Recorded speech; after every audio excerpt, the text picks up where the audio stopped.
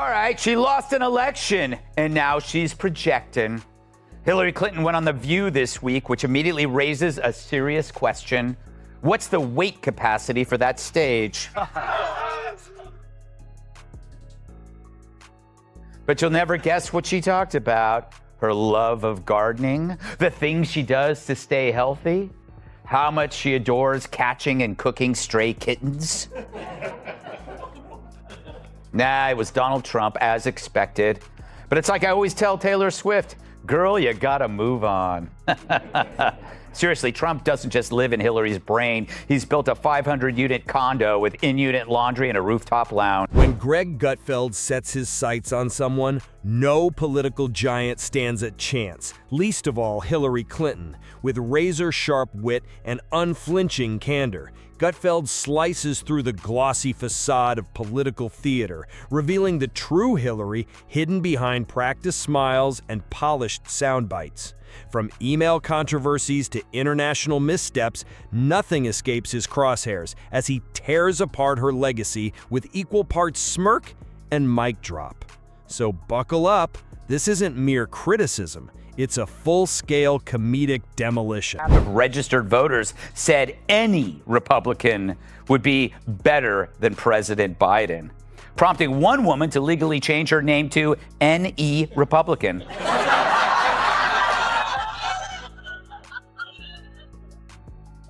In Washington, D.C., the giant grocery chain has announced a ban on large bags. Great, now where will I shop? Complains one large bag.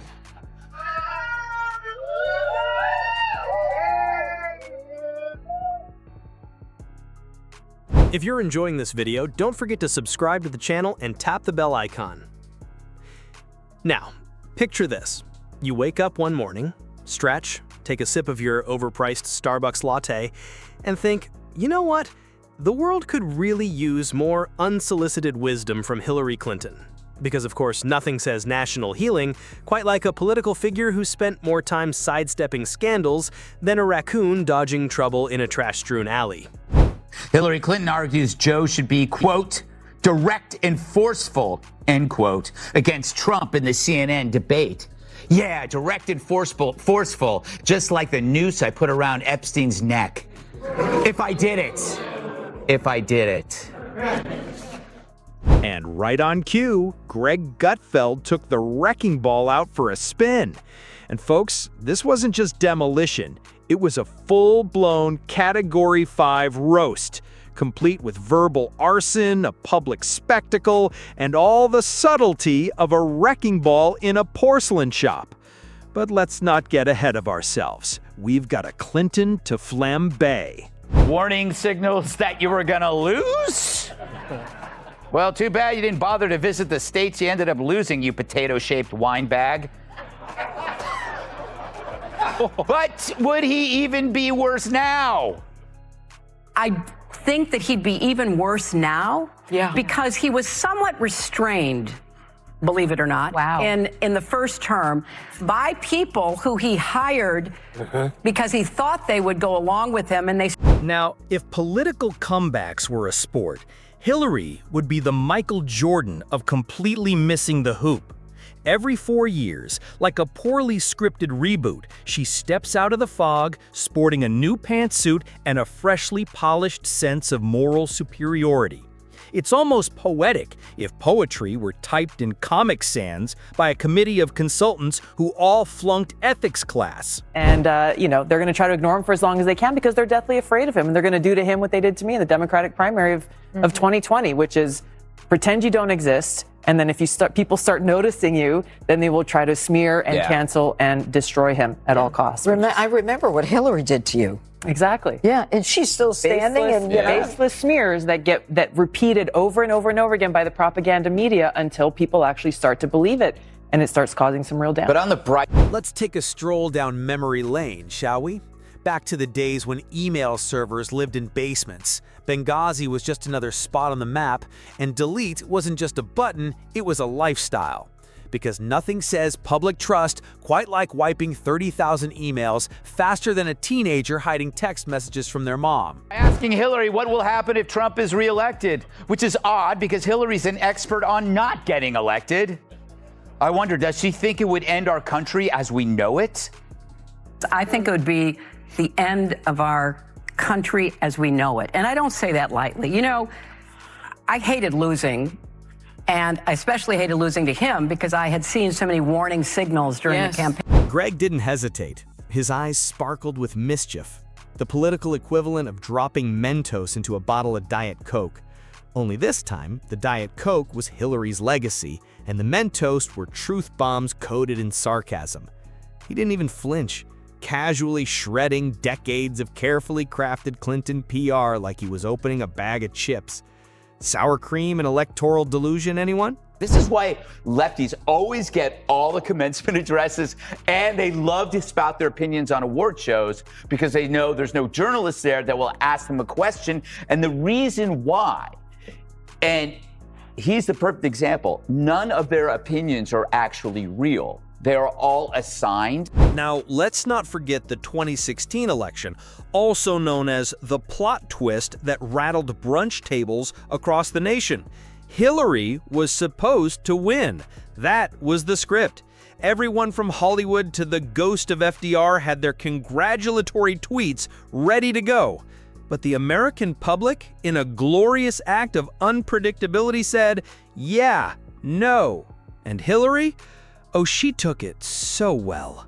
By that, of course, I mean she spent the next 5 years writing books, going on tour, blaming Macedonian content farms, and starring in her own political remake of It Wasn't Me by Shaggy.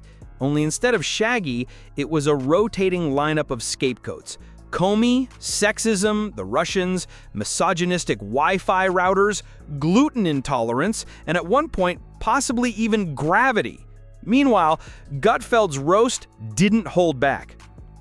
He dove in like a kid at Chuck E. Cheese with unlimited tokens. Every failed talking point, every recycled excuse, every lukewarm hot take from Hillary's post-election media tour was picked apart, mocked, and tossed into the pile for intellectual compost.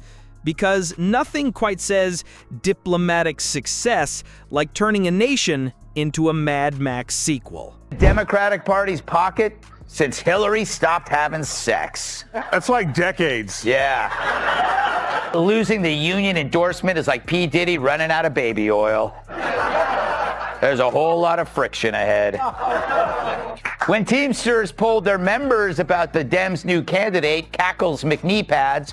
And we can't forget the Clinton Foundation, that shimmering beacon of, well, what exactly? Goodwill? Transparency? Or just a cleverly disguised family business wrapped in the branding of a charity and running with the efficiency of a DMV on fire?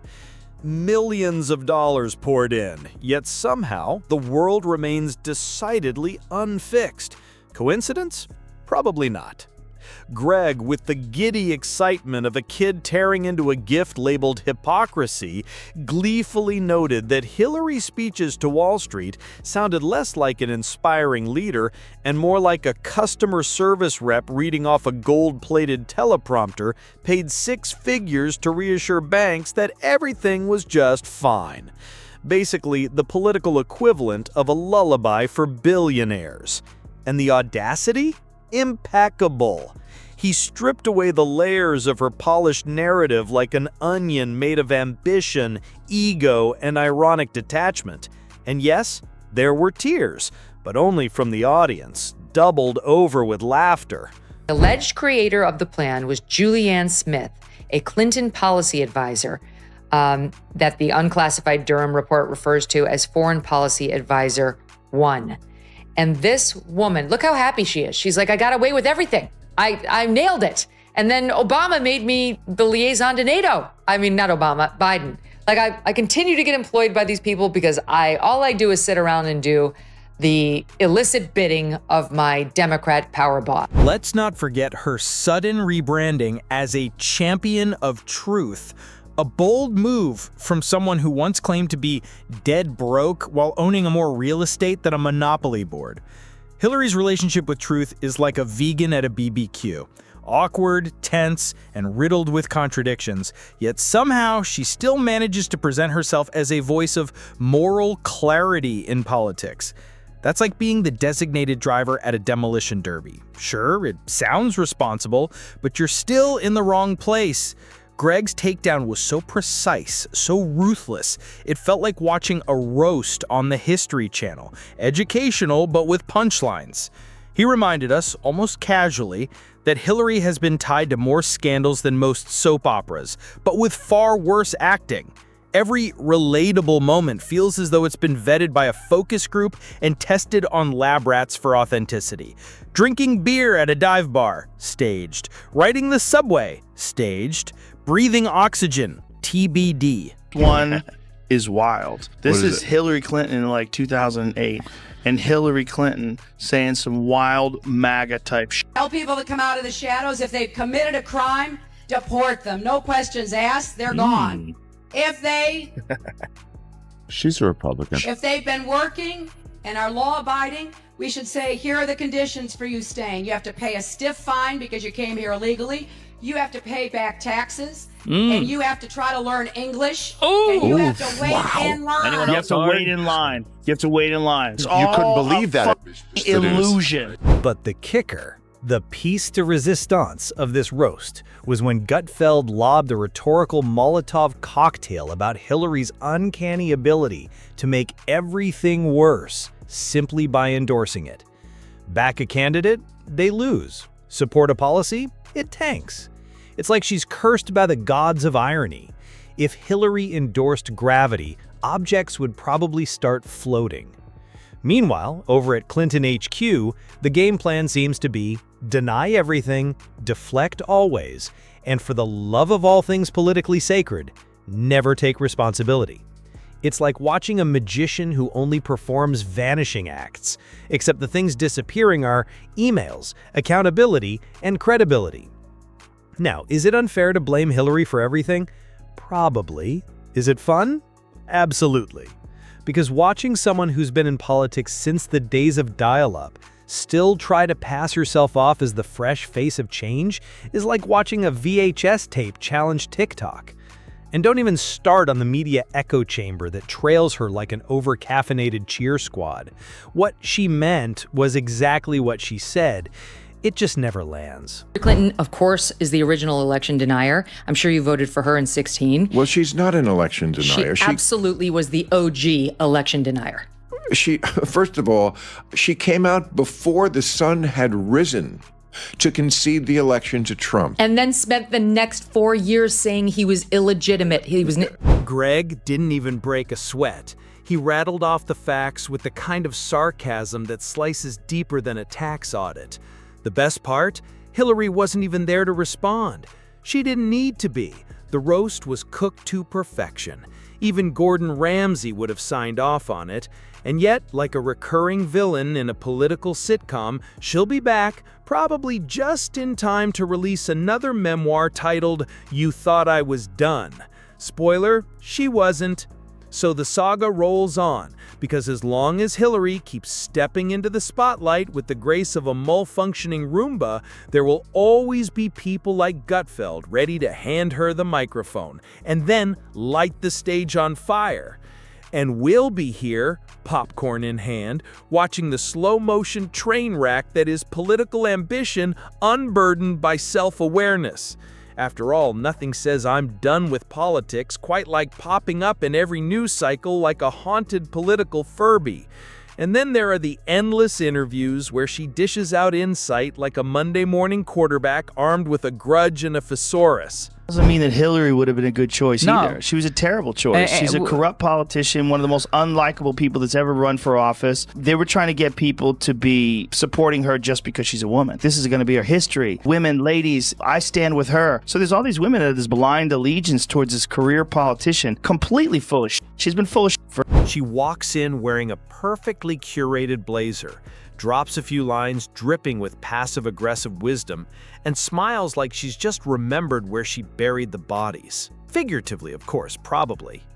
But what makes it worse, what elevates it to performance art, is how the crowd nods solemnly, as if she's just solved world hunger with a single soundbite. She'll say things like, "We need to protect democracy," which, coming from her, sounds less like a rallying cry and more like a phishing email wrapped in a TED Talk. There's this constant sense that the real problem isn't that democracy failed, it's that democracy failed her. Meanwhile, Greg's roast didn't just poke holes. It tore off the entire facade, tossed it into the Hudson, and handed out binoculars so everyone could watch it drift away. He dragged into the light everything polite society pretends to forget, like the donor pay-to-play allegations. But the real kicker? Gutfeld laid it all out with a grin that practically shouted, "I read the footnotes too." Every single time Clinton's camp tried to rebrand her as the wise elder stateswoman. How dare she? She puts out this tweet, and it's a picture of her, a much younger Hillary, and the caption on the hat reads, "But her emails." And she writes in her tweet, "Bringing this back in light of recent news. Get a limited edition But Her Emails hat and support Onward Together groups working to strengthen our democracy." The nerve of this woman to have committed federal crimes and to have gotten off because James Comey didn't have the spine to bring it. Greg reminded America that she's less Jedi Master and more corporate HR rep with a grudge and a Gmail problem. And the fans ate it up. Why? Because for once, someone said out loud what everyone else only mumbles at Thanksgiving, that the entire Hillary Clinton political arc has become a never-ending PowerPoint of contradictions. Champion of women, unless they accuse someone she likes. Defender of truth, unless it's under subpoena. Fighter for the people, sure, as long as they're pre-approved donors with strong Wi-Fi. But here's the most delicious irony. Despite years of branding, rebranding, deflection, and carefully timed silence, Hillary Clinton still manages to miss the one thing that might have salvaged her public image: genuine humility.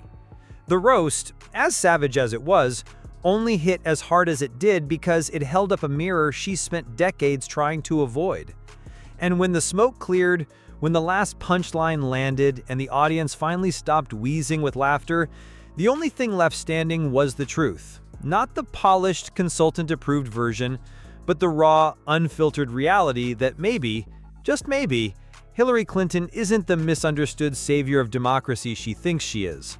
Maybe she's just the loudest person in the room who can't take a hit. Because when it comes to political drama, Hillary doesn't just bring the tea, she is the tea. Bitter, oversteeped, and absolutely impossible to ignore. And trust us,